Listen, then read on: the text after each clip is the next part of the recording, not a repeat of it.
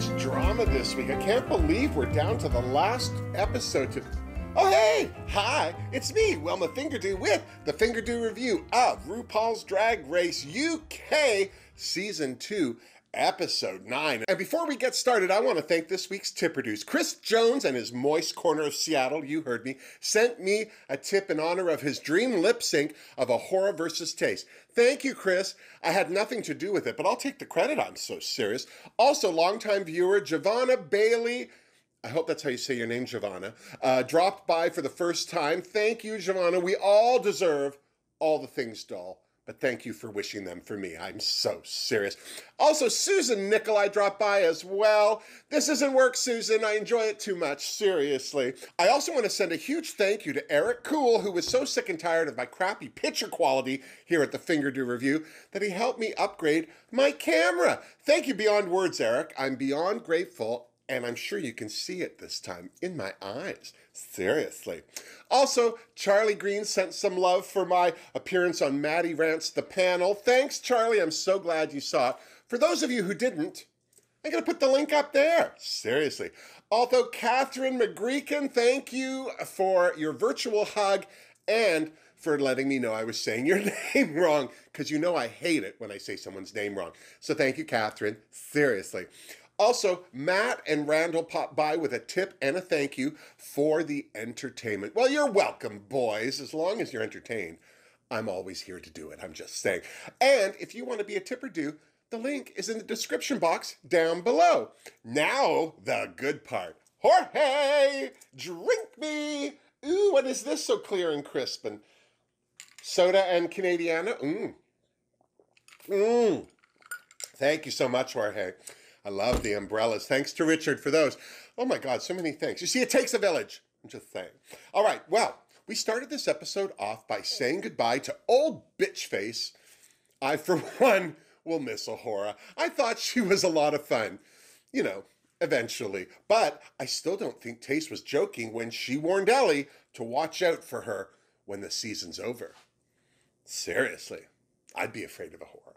That said, there was a cloud over the workroom, and it was pink and sparkly, and its name was Lawrence Chaney. She was still going on about Ellie's choices. Sounds like a movie. In a world where drag queens vie for the crown, dreams and careers will be crushed by Ellie's choice. Dun, dun, dun.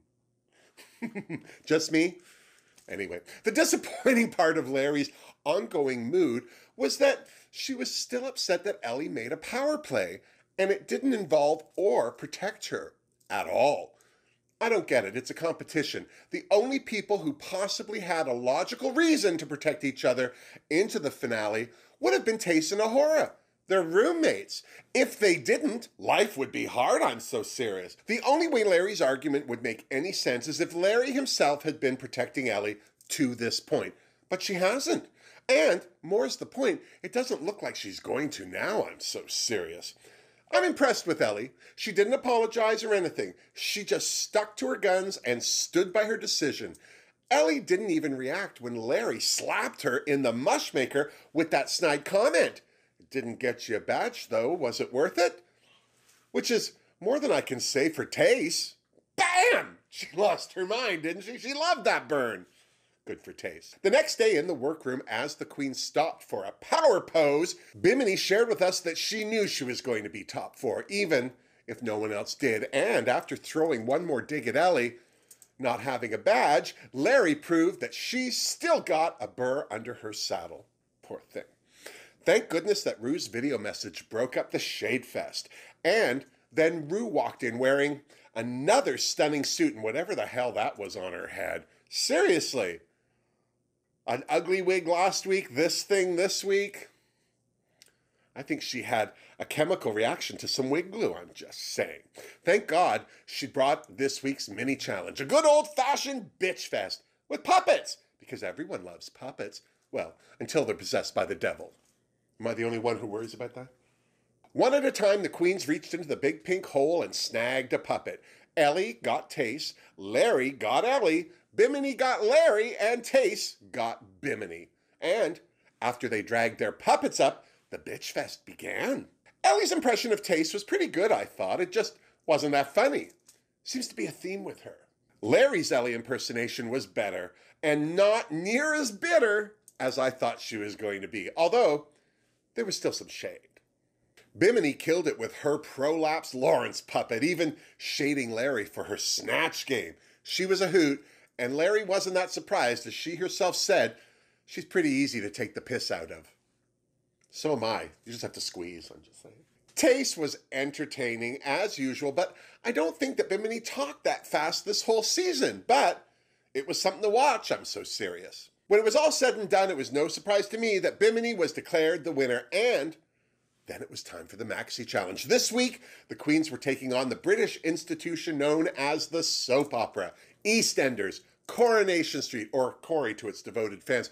Those shows are as British as fish and chips, and this week, the queens would be acting in the newest soap opera to hit the scene, BeastEnders. And because she won the mini, Bimini would be casting the roles, much to Ellie Diamond's relief, seriously. Right away, the queens got down to it. Even though Bimini was supposed to cast the show, the queens had no problem picking the parts they wanted. Typecasting? Absolutely. Because their two characters had scenes together, Ellie took one more attempt at smoothing things over with Lawrence. I like that Larry admitted that she was being hard on her. To us. I would have liked it a bit more if she'd actually said it to Ellie's face, I'm just saying. But for what it's worth, they seem to come to a place where they could work together. For now. Tace's character, Karen Bitchell's description included a pair of tig old biddies, and since Tace doesn't wear a breastplate, she had to borrow a pair from Bimini. Of course, that meant that they would be too light for Tace's skin tone, but Tace didn't mind. She was more focused on size than color. I think the world could learn a few things from that logic, I'm just saying. While the queens were sorting out the rest of the costumes, the she done already done had hers alarm went off. And of course the queens freaked out. What was going on? What was happening? Were they all going home again? No. It was a surprise visit from EastEnders' Natalie Cassidy, who was there to give the queens a soap opera masterclass. For the most part, this was a very fun and light intro to broad acting and reacting, but Natalie did have some solid advice. Find your light and shade. I love that. Shout and scream when it's necessary, but don't make it all a shouting match. Well, that's good advice no matter what you're doing, I'm just saying. Seriously. And then it was time to hit the set with director Michelle Visage. I was very impressed with the set they built. If you spent any time watching any of these brilliant British soaps, you know that most of the action takes place in the pub. And this set looked like it came right off Corrie Street. Well, maybe a few blocks away, but in the same neighborhood. For the most part, the filming went roughly. There were issues with doors and props, but mostly remembering lines, particularly where Ellie and Larry were concerned. They both seemed to be able to remember only one line at a time. This was going to mean extra work for the editors or a crappy sketch for us to watch when it was all said and done. Then it was an elimination day. As the queens got ready for the runway, Bimini found golden envelopes for all the queens. Letters from home. There were tears, there were laughs, but most of all, there was love. I loved hearing that all of the four queens liked to wear princess dresses and costumes when they were young, but that their parents let them. Let me say this, we are living in a different age. I remember the shame I was made to feel when I was a kid dressing up in the 70s. Here's to supportive parents and the kids who have them, seriously. And then it was time for the runway. Rue looked good in whatever that was she was wearing. Michelle was working that silver streak into curly perfection. Graham looked great in that navy satin suit. And the Queen's co-star, McKay, was brought out of props. For those of you who don't know, Drag Race UK tweeted that this week's guest judge would be the most iconic one they'd ever had. Needless to say, the Twitterverse went wild. They thought it might be Julie Waters. They thought it might be, oh, well, any number of people. They certainly didn't think it was going to be a mannequin. Needless to say, people weren't pleased. I can't even find out who voiced the mannequin. I'd like to think it was actually Danny Dyer, who plays Mickey on EastEnders, but I couldn't find anything to confirm that. Seriously, it's a mystery. And then category is Panto dames. Now, for those of you who don't know, panto or pantomime is a type of theater aimed at children. There's a lot of interaction between the cast and the audience. Where's the villain? He's behind you. That sort of thing.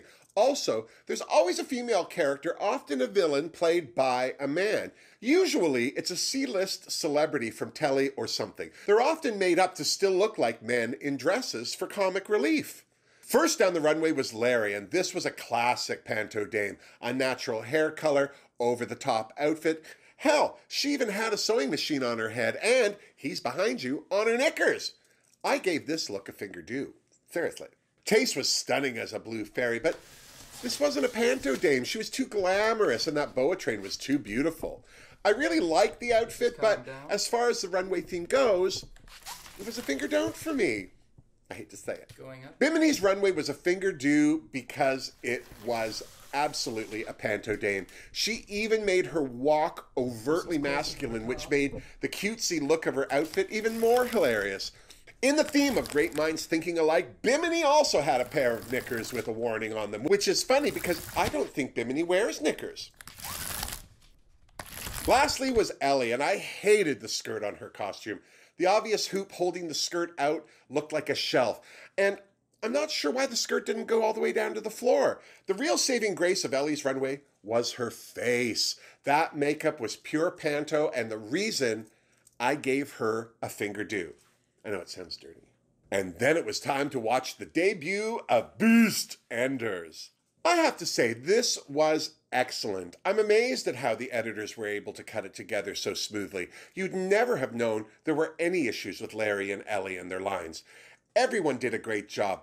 My only complaint was that Ellie wasn't as over the top as the other queens, but that said, it was nice that she wasn't a screaming slag as well. It gave us a bit of a break from the slag parade. I'm so serious. The judges all seemed to like it as well as they critiqued the queens. Larry was a huge hit with everyone, even though Michelle did point out her problems remembering the lines. But the judges seemed to forgive and forget when it came to Larry's panto dame look.